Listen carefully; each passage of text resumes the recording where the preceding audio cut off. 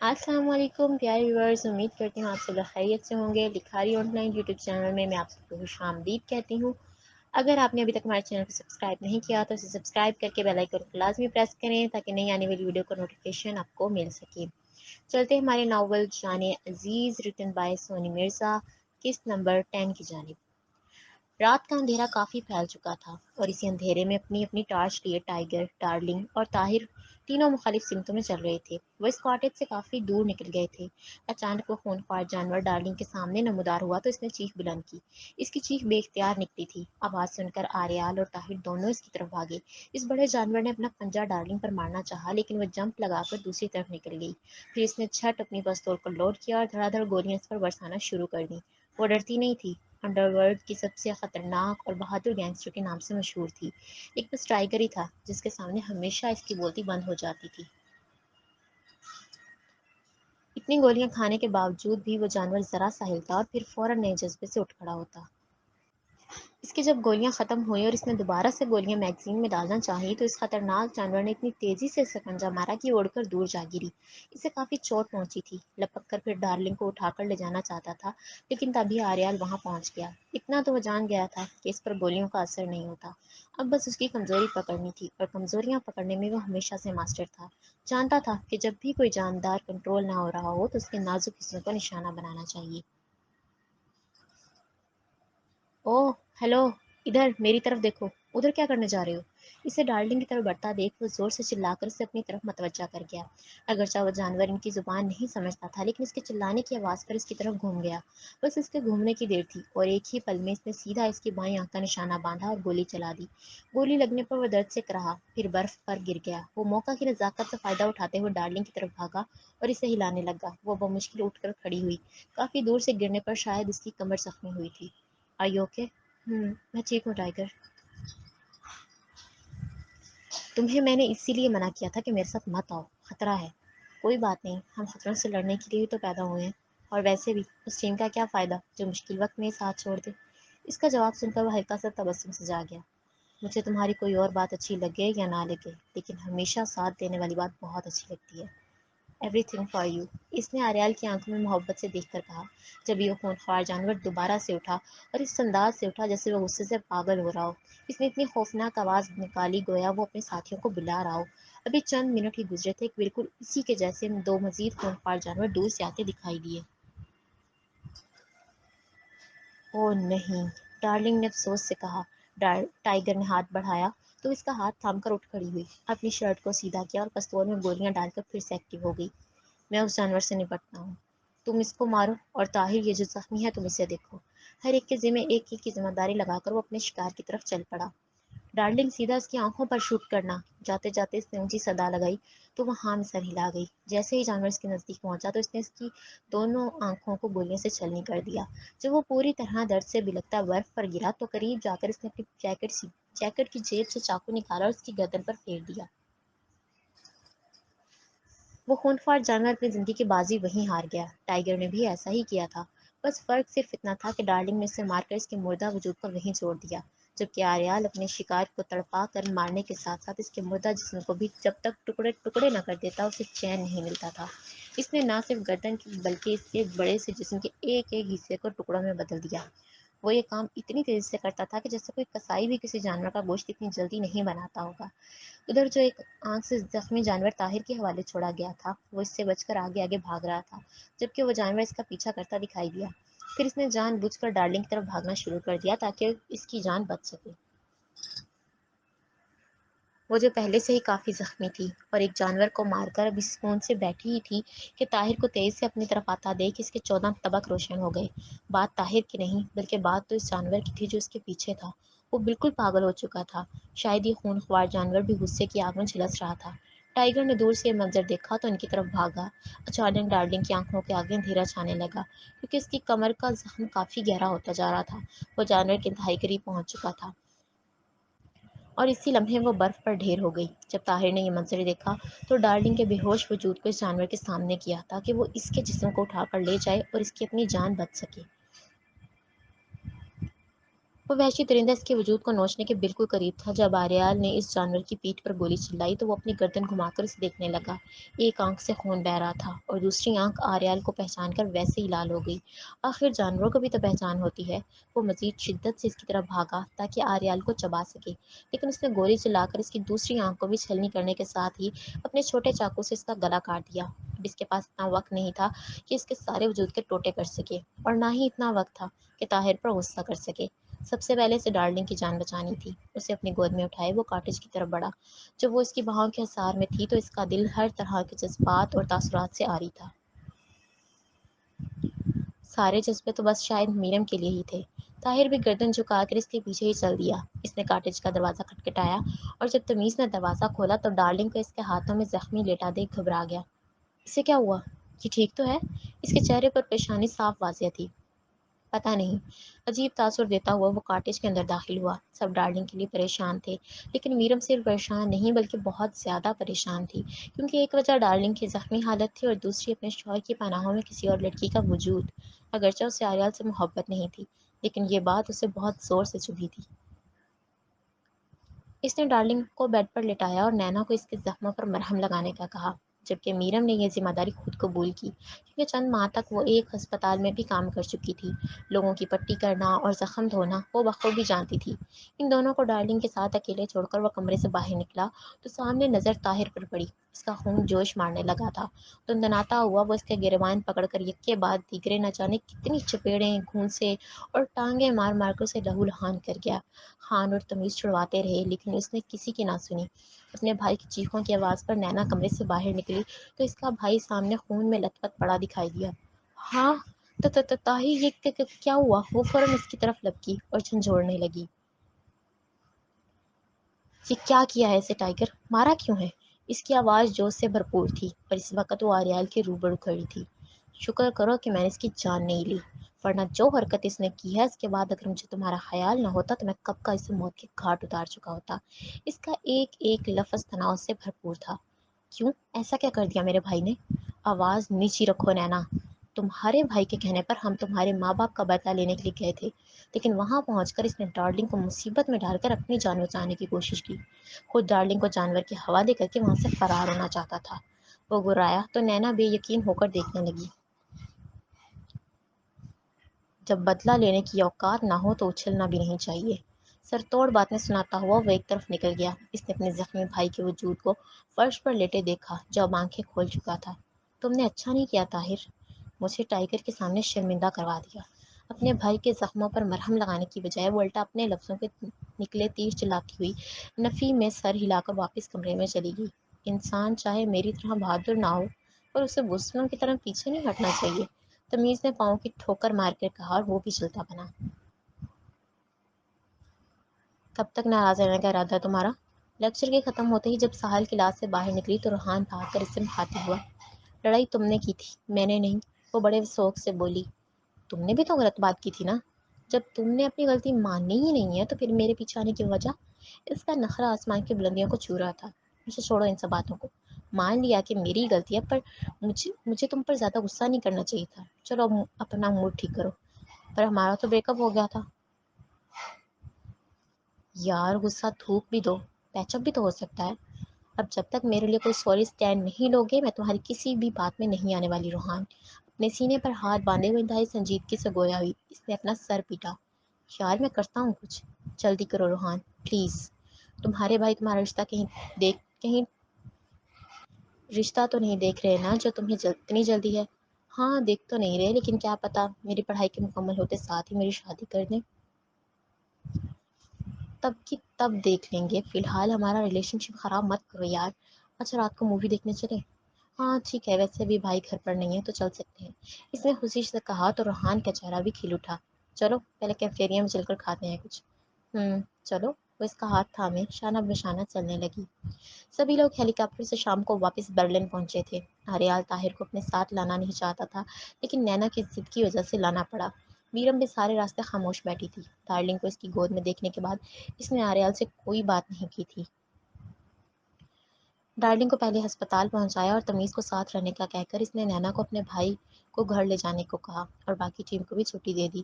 اب سارا کام اور مصروفیات اگلے دن پر ڈال دی گئیں۔ اس نے جمیل کو یہ گھر میں سے کسی کو بھی اپنی واپسی کا نہیں بتایا تھا۔ کیب بک کروائی تو اس کے ساتھ سیٹ پر بیٹھی میرم تب بھی خاموش رہی۔ وہ اس کی چپ کو مسلسل نوٹ کر رہا تھا لیکن کچھ نہیں کہا۔ گھر کی بیل بجی تو جمیل نے کانوں میں ہینڈ فری لگائے کچھ گنگناتے ہوئے دروازہ کھولا۔ جب سامنے نظر پڑی تو آریال کھڑا اسے گھور رہا تھا۔ اس نے جھٹ اپنے کانوں سے ہینڈ فری نکال کر ہاتھوں میں لیے پشت پر چھپا دی۔ بھائی السلام علیکم۔ ڈر کے مارے بیچارے کی آواز بڑی مشکل سے ادا ہوئے کانوں میں ہینڈ فری لگنے کی وجہ سے۔ جو پچھلی بار تھپڑ پڑا تھا اس کی سنسناہٹ ابھی تک کانوں میں محسوس ہو رہی تھی۔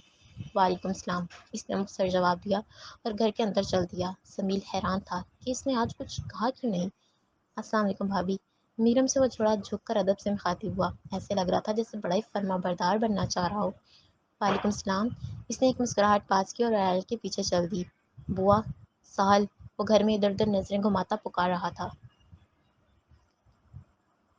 بھائی وہ بوا تو 2 دن سے کام پر نہیں آ رہی، ان کی طبیعت کچھ خراب تھی تو ہم نے چھٹی دے دی۔ اور سہل بہن کے بارے میں بتاتے ہوئے وہ کچھ سوچ میں پڑ گیا۔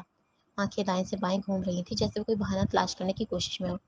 اگر بھائی کو بتا دیا کہ وہ روحان کے ساتھ مووی دیکھنے گئی ہے تو بھائی پتہ نہیں اس کے ساتھ کیا کریں گے۔ وہ اپنے ذہن میں خود سے امتلام تھا۔ کچھ پوچھا ہے میں نے؟ سہل کہاں ہے؟ اس نے غصے سے کہا تو اچانک وہ اوپر دیکھنے لگا۔ اسی لمحے میرم خاموشی سے اس کے پاس سے گزرتی ہوئی کمرے میں چلی گئی۔ آریال نے ایک سرسری سی نگاہ اس کے جاتے وجود پر ڈالی اور پھر سے اپنے بھائی کو دیکھنے لگا۔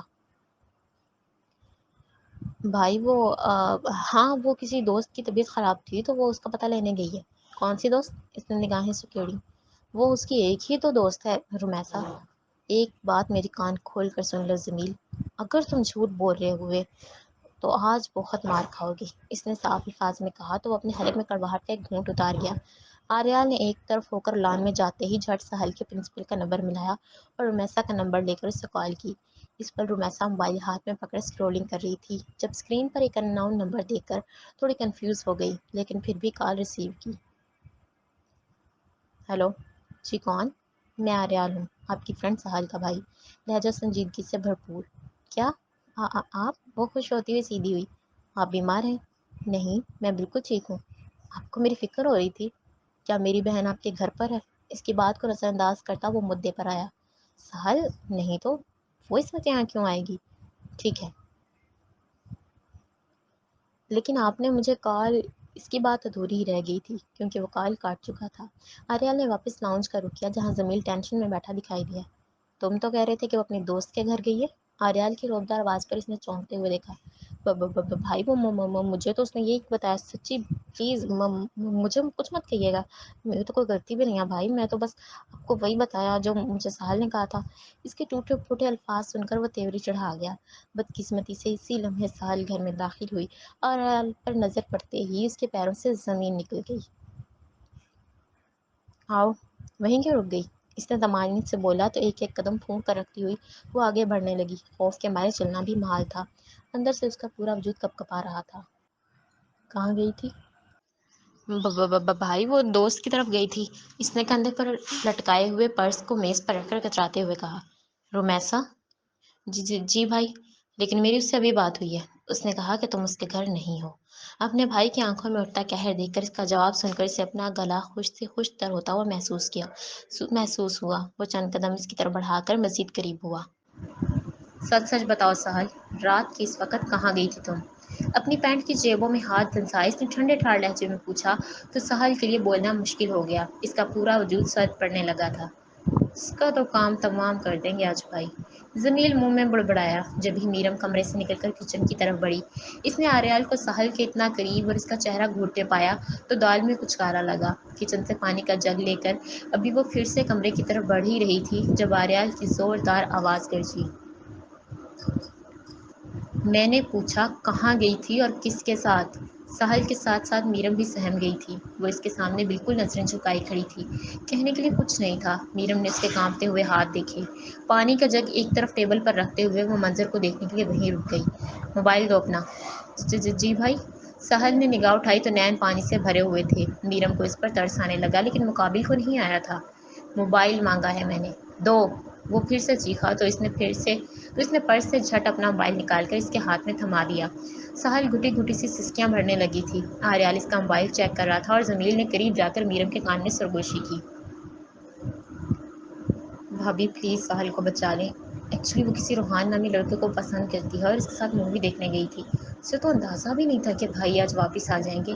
भाई को इस बारे में पता चल गया तो उसे जान से मार देंगे। प्लीज़ आप कुछ करें। इसकी बातें सुनती मीरम पूरे नैन फाड़ कर देखने लगी। प्लीज़ भाभी, माना कि मैं उससे बहुत लड़ता हूँ और मुझे अपनी बहन बिल्कुल अच्छी नहीं लगती, लेकिन इतनी बुरी भी नहीं लगती कि मैं उसे अपनी आंखों के सामने मरता देखूं। वो धीरे धीरे कहता मिन्नतें कर रहा था।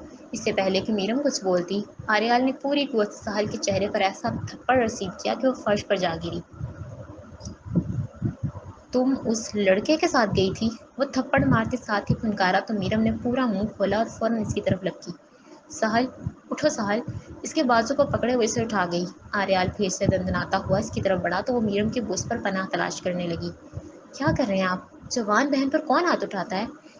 जवान बहन पर कोई हाथ उठाता है क्या? इसने इसे अपने पीछे छुपाते हुए आगे बढ़कर कहा। तुम बीच में एक लफ्ज़ भी नहीं बोलोगी मीरम, समझी? आंखों में उतरा हुआ गजब लिए वो कलाई से थामता से एक ही झटके में रास्ते से हटाकर चिल्लाया। सहल खौफ के मारे अपने दोनों हाथ अपने चेहरे के दोनों तरफ रखे खड़ी थी। रात के इस वक्त क्यों गई थी उसके साथ? तुम्हारा रिलेशनशिप काफ़ी देर से चल रहा है ये मैं जानता था, लेकिन ये नहीं जानता था कि तुम इस हद तक पहुंच जाओगी। इसके बालों को अपने मजबूत हाथ में जकड़े और मुसलसल एक ही लहजे में बात कर रहा था। गुस्से से इसकी बड़ी आंखें मजीद बाहर आने को थीं। भाई वो मैं बस मूवी देखने गई थी, जैसा आप सोच रहे हैं वैसा कुछ नहीं। इसका रंग पीला पड़ रहा था। वो मुश्किल बोल रही थी। मूवी? मैं दिखाता हूँ तुम्हें मूवी। प्लीज़ भाई छोड़ दें भाई प्लीज़। वो बेचारी चीख रही थी। उसे तो अपनी बहन पर भी रहम नहीं आ रहा था। कोई इतना जालिम कैसे हो सकता था जैसे वो था। अचानक इसके बालों को छोड़ता वो अपने कमरे में गया और जब वापस आया तो इसके हाथ में पिस्तौल देखकर सभी कांप उठे थे। नहीं आर्याल, ये आप क्या कर रहे हैं? मोहब्बत करना जुर्म नहीं है। आप अपनी बहन की जान कैसे ले सकते हैं?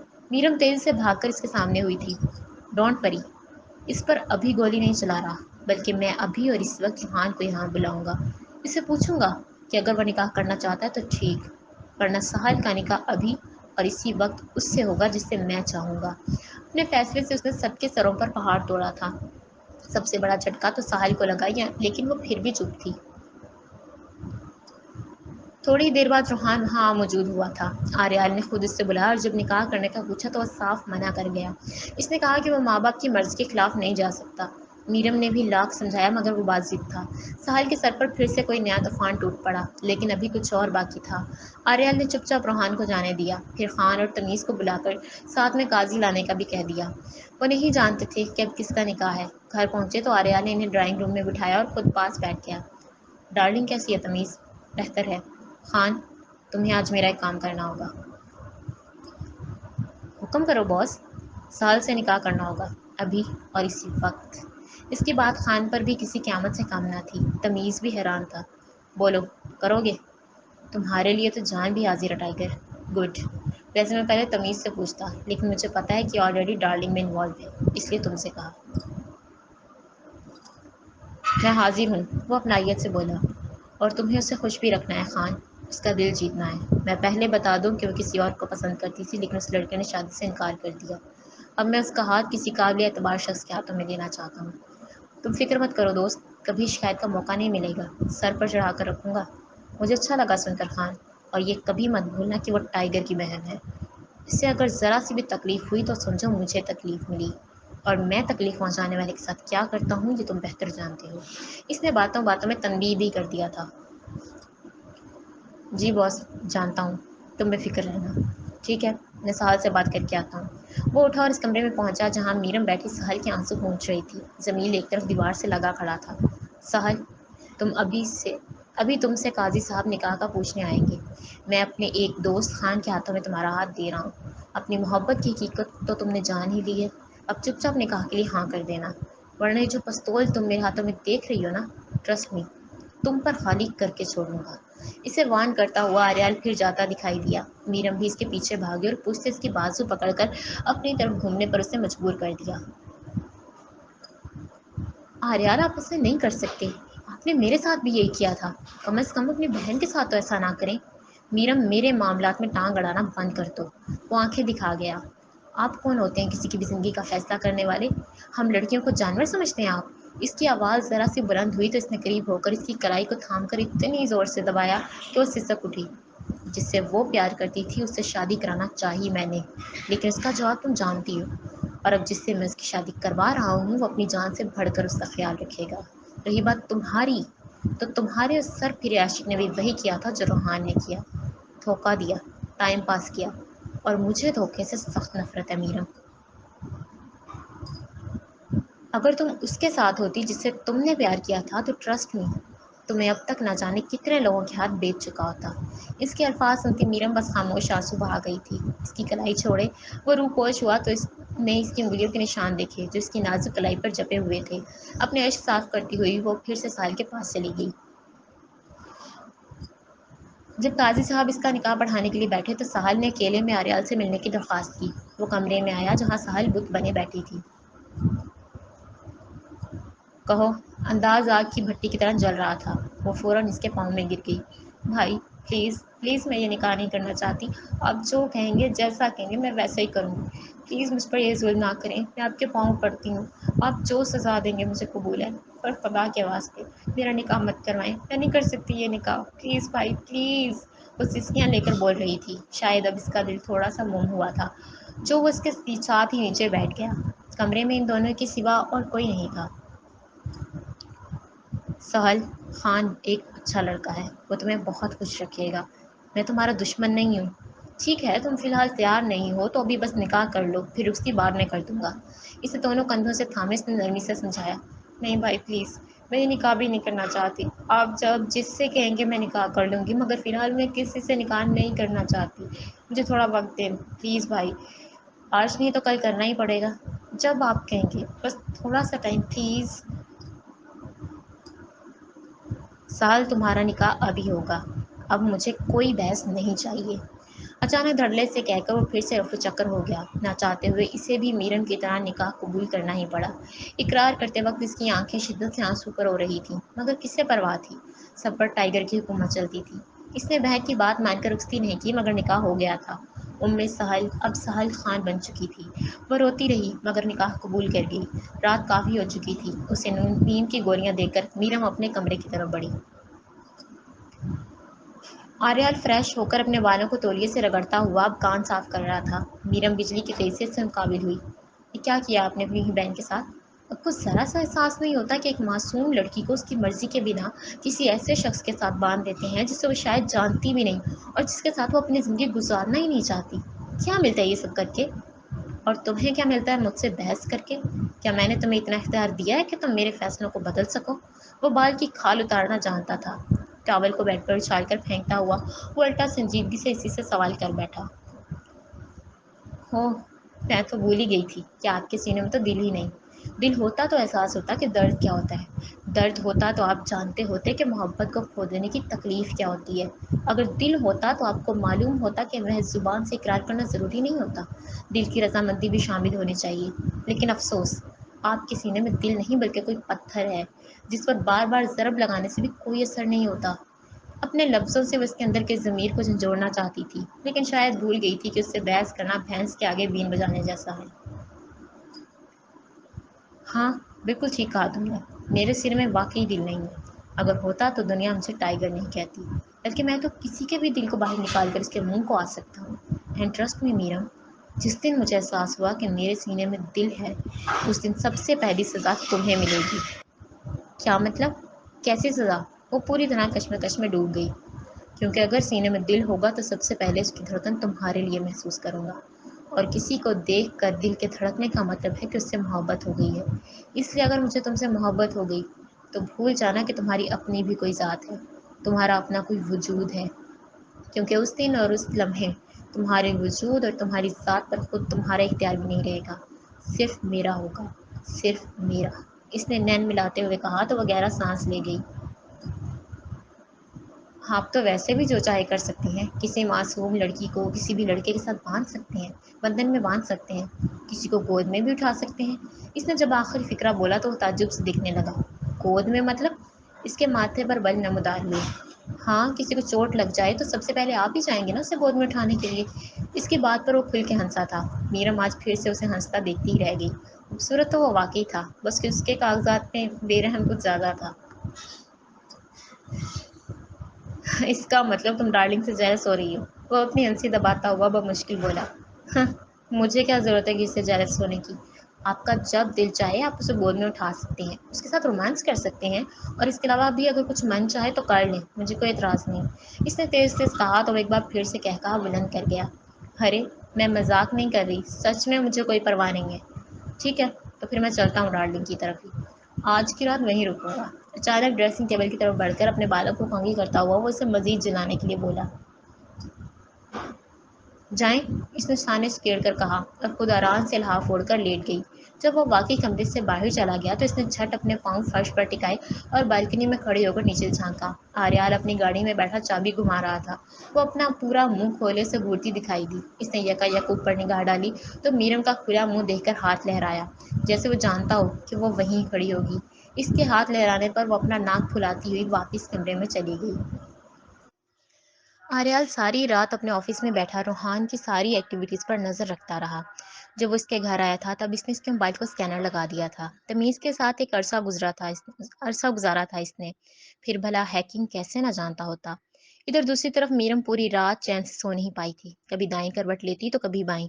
دل ساری رات بے چین رہا۔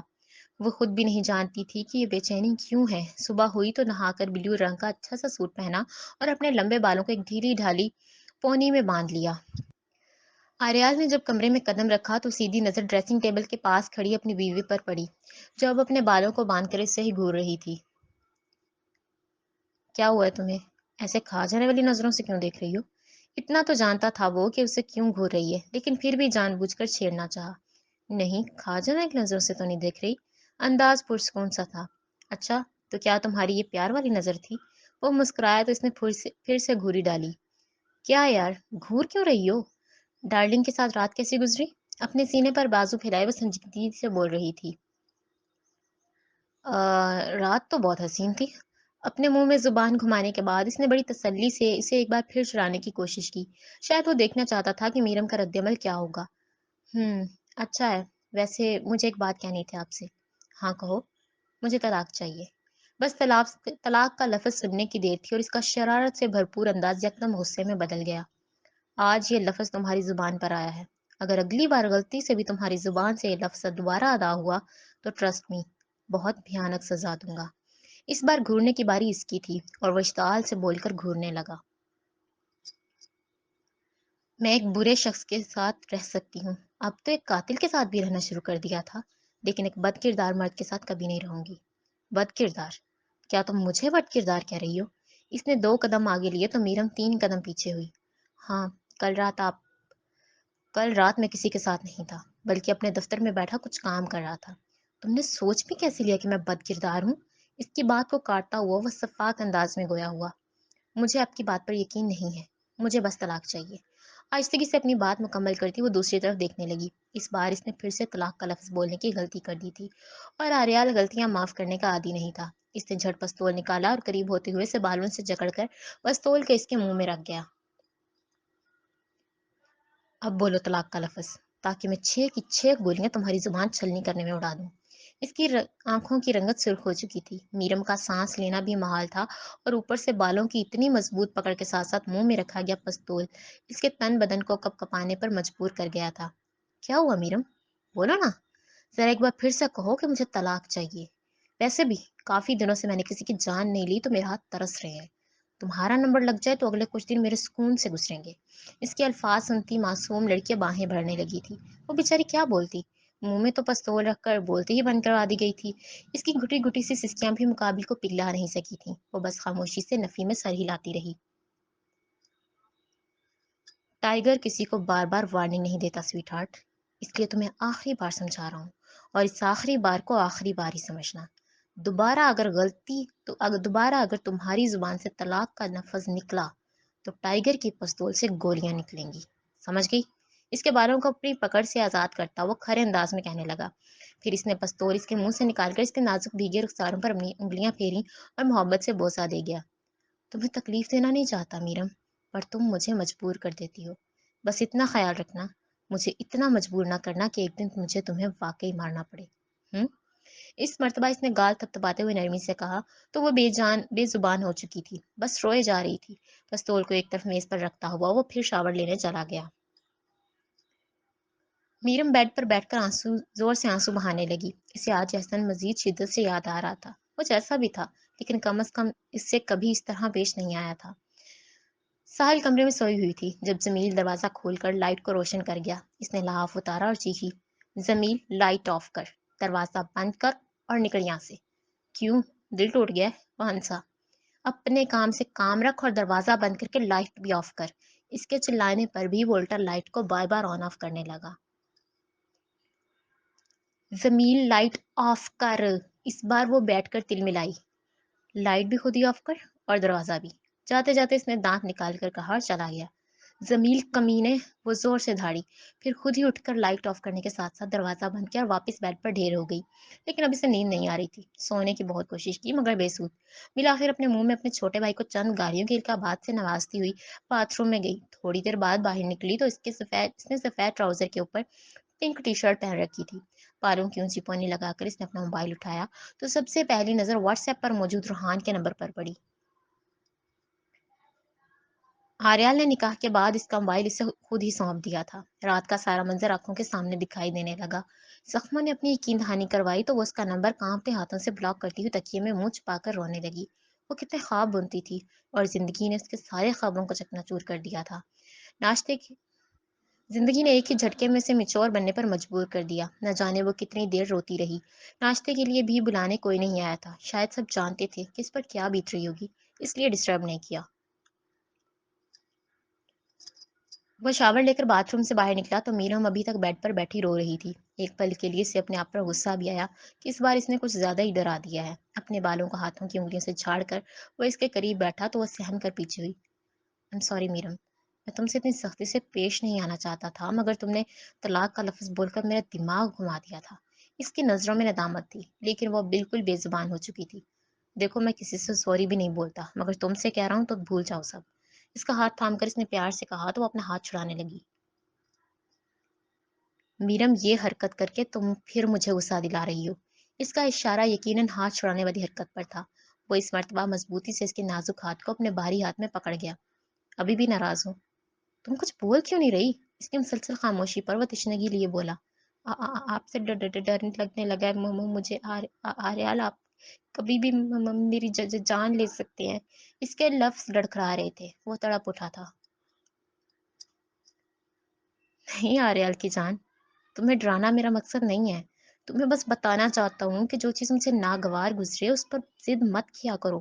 محبت سے کہتا وہ اسے اپنے سینے سے لگا گیا۔ کیا کیا کہا آپ نے؟ فوراً اس سے الگ ہوتی ہوئی وہ تعجب سے پوچھنے لگی۔ کیا؟ آریال سچ میں ہی سمجھ پایا تھا کہ وہ کیا پوچھ رہی ہے۔ جان؟ ہاں، بے ساختہ نکل گیا منہ سے۔ اس نے ناک سے مکھی اڑائی۔ آپ باقی باتیں بعد میں کریں گے نا، چلو ناشتہ کرتے ہیں، آؤ۔ اسے کندھے سے تھامتا کھڑا کر کے وہ خود باہر نکل گیا۔ میرم کو اس پر اب بھی کافی غصہ تھا مگر پھر بھی پیروی کی۔ روحان کرسی پر بیٹھا تھا، دونوں ہاتھ پشت کی جانب بندھے اور آنکھوں پر سیاہ رنگ کی پٹی باندھی گئی تھی۔ اسے کمرے میں اپنے قریب ذرا سی آہٹ محسوس ہوئی تو اس نے اپنے کان کھڑے کر لیے۔ کون ہے؟ کون ہے یہاں میرے پاس؟ ہاتھ کھولو میرے، اور یہ میری آنکھوں پر پٹی کیوں باندھی ہے؟ دائیں سے بائیں گردن گھماتا وہ کسی نبینا شخص کی طرح کہہ رہا تھا۔ اچانک کسی نے اس کی فریاد سنی اور پٹی کھول دی۔ چند لمحات کے لیے آنکھوں کے سامنے اندھیرا چھایا رہا اور جب آنکھوں کو آہستہ آہستہ کھولا تو سامنے کسی کا دھندلا سا وجود کرسی پر بڑے انداز سے بیٹھا سگریٹ کے کش لیتا دکھائی دیا۔ وہ اسے پہچاننے کی کوشش کر رہا تھا، پھر یکدم وہ اسے پہچان گیا۔ آنکھوں کی نظر کلیئر ہوئی اور دل نے اس بات پر یقین کر لیا کہ سامنے کوئی اور نہیں بلکہ آریال ایک ٹانگ کو دوسری ٹانگ پر چڑھائے بیٹھا تھا۔ کرسی کے ہینڈل پر پستول پڑا تھا۔ اس کے پسینے چھوٹنے لگے۔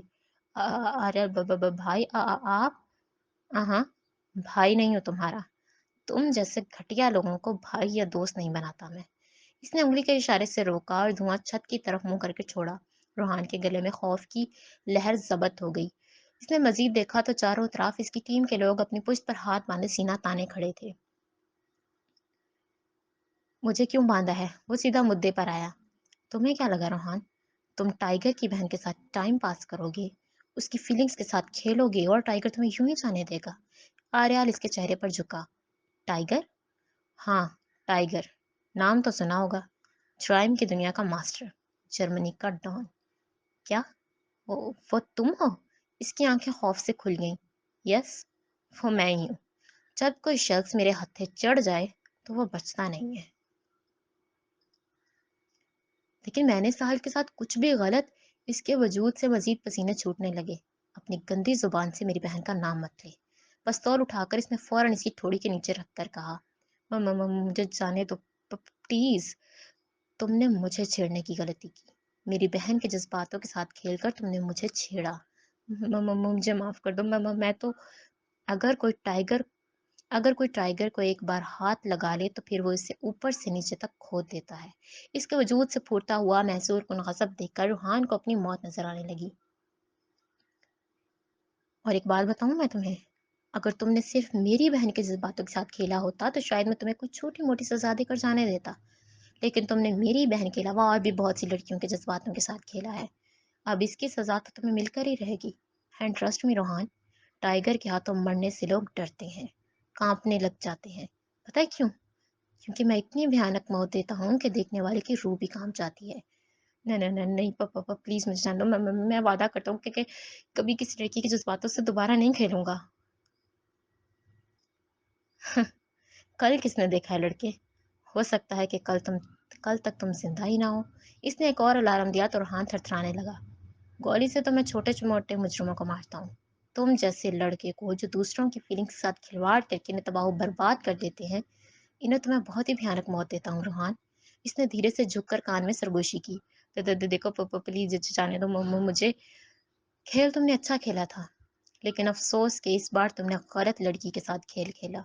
شاید اگر تمہیں پتا ہوتا کہ وہ کس کی بہن ہے تو اس کے جذباتوں کے ساتھ کھیلنے سے پہلے تم مرنا پسند کرتے، لیکن اب بھی دیر نہیں ہوئی ہے۔ میں اب بھی تمہیں موت کے گھاٹ اتار دیتا ہوں۔ اور ایک کڑوا سچ پتہ کیا ہے روحان؟ مجھے ان لوگوں کو اپنے سامنے تڑپ تڑپ کر مرتا دیکھ کر بہت مزہ آتا ہے جو مجھ سے منسلک کسی بھی رشتے کو اذیت دے چکے ہوں۔ میں تمہارے آگے رحم کی بھیک مانگتا ہوں، ایسا مت کرو پلیز۔ میں بھی سال سے شادی کرنے کے لیے تو تیار ہوں، لیکن پلیز مجھے مت مارو۔ دیکھا دیکھا تم نے خان، یہ کیا کہہ رہا ہے؟ ایک زوردار کہکا لگاتا ہوا وہ اپنی پشت پر کھڑے بہنوئی کو دیکھنے لگا۔ خان بھی مسکرایا تو اس نے اپنی سگریٹ کو پھر سے ہونٹوں سے لگا کر آخری کش کا مزہ لیتے ہوئے دھواں روحان کے منہ پر چھوڑا، جس سے وہ کھانسنے لگا، اور بچے ہوئے سگریٹ کو وہ اپنی شوز کے نیچے رکھ کر پیس دیا۔ تمہیں کیا لگتا ہے کہ تمہاری اصلیت جاننے کے باوجود بھی میں اپنی بہن کا ہاتھ تمہارے ہاتھ میں دوں گا یا اسے تمہارے انتظار میں بیٹھا رہنے دوں گا؟ نہیں روحان، اس کا تو میں نے کل رات ہی خان کے ساتھ نکاح کر دیا تھا۔ سہل کے نکاح کا سن کر وہ حیرانگی سے دیکھنے لگا، گویا اسے کوئی جھٹکا لگا ہو۔ ہاں، اور اب تمہارا نکاح پڑھانا ہے۔ اب تمہاری شادی موت سے کرواؤں گا۔ اس کی باتیں سنتا روحان اپنے آنسو بہاتا ہوا نفی میں ساری لاتا چلا گیا، اور ٹائیگر تو ہمیشہ کی طرح بھی رحم تھا۔ ٹائیگر پھر بھی اتنی بھیانک موت نہیں دیتا، لیکن تم اس بار لوسیفر کا روپ دیکھو۔ مختصر کہہ کر اس نے پشت پر ہاتھ بڑھایا تو خان اس کے ہاتھ میں ڈبی تھمائی اور ڈبی کھول کر وہ اسے روحان پر اچھال گیا۔ ان گنت کن کھجورے اس کے وجود پر رینگنے لگے۔ وہ چیخنے لگا اور اس کی چیخیں کمرے سے باہر نہیں نکل پائی تھی۔ آریال کرسی کے ساتھ ٹیک لگائے ایک نئی سگریٹ کو سلگاتا اس کے چلانے سے ہنس اٹھاتا محسوس ہوا۔ کچھ اس کے کان کے ذریعے تو کچھ ناک کے راستے کے ذریعے اس کے وجود میں داخل ہوئے۔ چند ہی لمحوں بعد وہ تڑپ تڑپ کر اپنی جان دے گیا۔ پیٹھ پر کھڑی ڈارلنگ نے اس کے مرنے کے پورے نظارے کی ویڈیو بنائی تھی۔ پھر اس ویڈیو والے موبائل کو ٹائیگر کے ہاتھ میں تھما کر وہ باہر نکل گئی۔ وہ خود بھی اس کرسی سے اٹھا اور بس اتنا کہہ کر چلا گیا، اس کی بچی ہوئی لاش کو اٹھا کر کتوں کے آگے ڈال دینا۔ ٹائیگر تو بہت ہی زیادہ بے رحم ہے، نینا نے اس کے جاتے ہی تمیز سے کہا۔ پچھلی بار بھی تو ایک شخص کو ایسے ہی مارا تھا، بھول گئی کیا؟ نہیں بھولی، اور شاید کبھی بھول بھی نہیں سکتی، اس لیے مجھے ٹائیگر سے بہت ڈر لگتا ہے۔ ارے اپنا تو بھائی ہے، وہ یاروں کا یار ہے، ہمارے معاملے میں بیرحم نہیں ہو سکتا، تمیز نے بڑے مان سے کہا۔ بیٹا ذرا ٹائیگر کو دھوکہ دے کر دیکھنا، پھر دیکھتا ہوں کہ تمہارے معاملے میں رحم دل ہے یا پھر تمہاری سوچ سے بھی زیادہ بے رحم ہے۔ ان کی سرگوشیاں سنتے خان نے پوائنٹ ریسیو کیا اور چلتا بنا۔ نو گائس، ٹائیگر کے ساتھ غداری نہیں کر سکتے۔ نینا بولی تو تمیز نے بھی ہاں میں سر ہلایا۔ سہل اس وقت لاؤنج میں بیٹھی کوئی ناول پڑھ رہی تھی جب میرم نے اس کے قریب جگہ سنبھالی۔ کیا کر رہی ہو؟ ناول پڑھ رہی ہوں بھابی، گوشہ انداز شائستانہ تھا۔ آج بڑے پیار سے بھابی کہہ رہی ہو؟ پچھلے کچھ دنوں سے تو سیدھے سے بات بھی نہیں کر رہی تھی۔ اس نے مسکرا کر کہا، ہاں کیونکہ کل کافی ساتھ دیا تم نے میرا۔ وہ تو بس میں تمہارے حق کے لیے بولنا چاہا تھا کیونکہ تم کسی اور میں انٹرسٹڈ تھی۔ سوری میرم، میرا مطلب ہے کہ بھابی، میں نے تمہیں بہت غلط سمجھا۔ نہیں کوئی بات نہیں، ویسے میں انگلش ناول پڑھ رہی تھی۔ اچھا دکھاؤ تو کون سا؟ اس نے اس کے ہاتھوں سے ناول لے کر جب کور پیج پر نگاہ ڈالی تو شیکسپیئر کا ناول ہیملیٹ تھا۔ لگ تو اچھا رہا ہے، لیکن کیا سٹوری ہے اس کی؟ ہیملیٹ ایک شہزادہ ہے اور وہ اوفیلیا سے پیار کرتا ہے، لیکن اس کی ماں نے اس کے باپ کے مرنے کے کچھ دن بعد ہی اس کے چچا سے شادی کر لی۔ اوہو، یہ تو بہت ہی برا کیا اس کی ماں نے۔ میں نے یہ ناول اپنے غم کو بھلانے کے لیے پڑھنا شروع کیا، لیکن اسے پڑھ کر تو میں الٹا اور اداس ہو گئی۔ وہ منہ لٹکا گئی۔ کیوں، ایسا کیا ہوا؟ اس نے تیوری چڑھائی۔ اس کی محبت اوفیلیا مر گئی بھابی، وہ بیچارہ پاگلوں کی طرح رو رہا تھا۔ کیا محبت کی ہر کہانی کا اختتام ایسا ہی ہوتا ہے؟ کیا ہر بار دو پیار کرنے والے بچھڑ جاتے ہیں؟ شاید۔ اس کے من میں دور کہیں احسن کا تصور امڑا تو وہ ٹھنڈی آہ بھر گئی۔ میری محبت کی کہانی تو تم جان گئی بھابی، تمہاری محبت کی کہانی کیا تھی؟ میں اور احسن ایک دوسرے سے بہت زیادہ پیار کرتے تھے۔ ہم دونوں ایک دوسرے سے شادی کرنا چاہتے تھے اور اسے شادی کرنے اور اس کی فیملی سے ملنے کے لیے میں یہاں جرمنی آئی تھی، اور اس نے مجھے دھوکہ دے دیا۔ پھر میری شادی تمہارے بھائی سے ہو گئی، اور تم سے ایک بات کہوں، اگر تم اپنے بھائی کو نہ بتاؤ تو؟ ہوں میں اب بھی احسن سے محبت کرتی ہوں، وہ اکثر میرے خوابوں میں آتا ہے، اور سچ کہوں تو مجھے کبھی کبھی لگتا ہے کہ جیسے میں اس کی محبت کو کبھی بھلا ہی نہیں سکتی، جسے ہم پیار کرتے ہیں۔ اگر وہ ہمیں دھوکہ بھی دے دے تو پھر بھی ہمارے دل سے اس کی محبت نہیں نکلتی۔ اچھا، تو اب بھی تمہارے دل میں اس کی محبت ہے؟ اچانک انہیں پشت پر سے آریال کی گمبھیر آواز سنائی دی تو دونوں نے بیک وقت دیدے پھاڑ کر پیچھے دیکھا۔ وہ اپنے سینے پر بازو پھیلائے غصے سے گھور رہا تھا۔ میرم کو لگا ہی تھا کہ اب اس کی شامت آئے گی۔ وہ دل ہی دل میں خود کو کوسنے لگی۔ بھائی وہ سامنے آ کھڑا ہوا تو ساحل نے بولنا چاہا۔ نہیں، تم نہیں بولو گی، اور میرم تم ذرا کمرے میں آؤ۔ اسے سختی سے منع کرتا ہوا وہ اپنے قدم پٹک کر کمرے میں چلا گیا۔ میرم نے رونی صورت بنائے اپنی نند کو دیکھا جو اس کے بازو پر ہاتھ رکھ کر اسے تسلی دے رہی تھی۔ پتہ نہیں یہ ہمیشہ غلط ٹائم پر انٹری کیوں مارتے ہیں، مجھے تو لگتا ہے کہ اب میری کھال ادھیڑ دیں گے۔ اس نے دھیرے سے کہا تو ساحل ہنسی۔ نہیں بھابھی، تمہیں بھائی کچھ نہیں کہیں گے، تمہیں ہی ایسا لگتا ہے، ورنہ وہ تو مجھے بھی نہیں چھوڑتے۔ اچھا اتنی ٹینشن مت لو، مجھے بھی تو دیکھو، میرا کل ہی بریک اپ ہوا اور کسی انچاہے انسان کے ساتھ نکاح بھی ہو گیا، لیکن میں پھر بھی ہنس رہی ہوں۔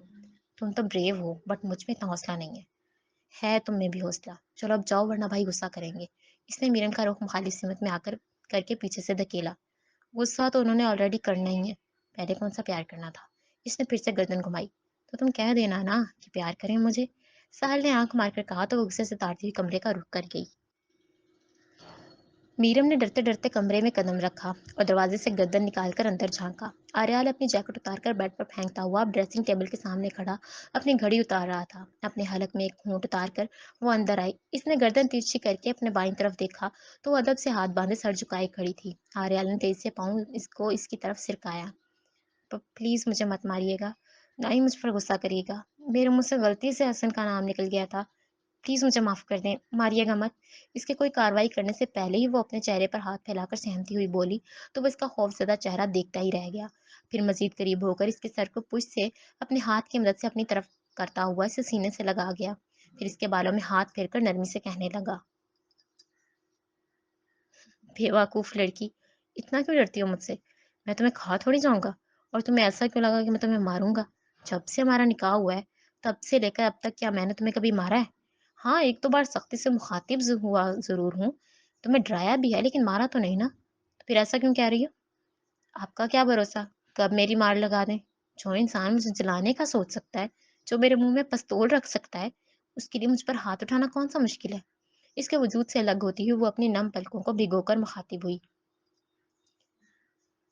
میرم ٹرسٹ می، میں کبھی بھی تمہیں تکلیف نہیں دینا چاہتا، تم بس ایسی حرکتیں کرتی ہو تو مجھے بہت غصہ آ جاتا ہے۔ کچھ باتیں ایسی ہیں جو میں برداشت نہیں کر سکتا، اور تم ہمیشہ وہی باتیں کرتی ہو. کچھ ایسی چیزیں ہیں جو مجھے بالکل گوارا نہیں، اور تم وہی چیزیں کر کے میرا دماغ گھما دیتی ہو. اچھا تو آج آپ بتا دیں کہ آپ کو کون سی باتیں اور کون سی چیزیں نہیں پسند. مجھے تمہارے منہ سے کسی غیر مرد کا نام نہیں پسند نہیں ہے، پھر چاہے وہ تمہارا ایکس ہی کیوں نہ ہو. نہ ہی میں چاہتا ہوں کہ تمہارے دل میں میرے علاوہ کسی اور کے لیے کوئی فیلنگ ہو. تمہارے خیالوں میں بھی کسی اور کا ہونا مجھے پسند نہیں ہے. میرم، تم میرے کردار پر انگلی اٹھاؤ یا مجھے ایک گھٹیا انسان کہو تو مجھے گوارا نہیں. تم جب بدتمیزی سے بات کرتی ہو تو مجھے بہت غصہ آتا ہے. میرم، میرے سامنے کبھی کسی کی ایسے بولنے کی ہمت نہیں ہوئی جیسے تم بولتی ہو.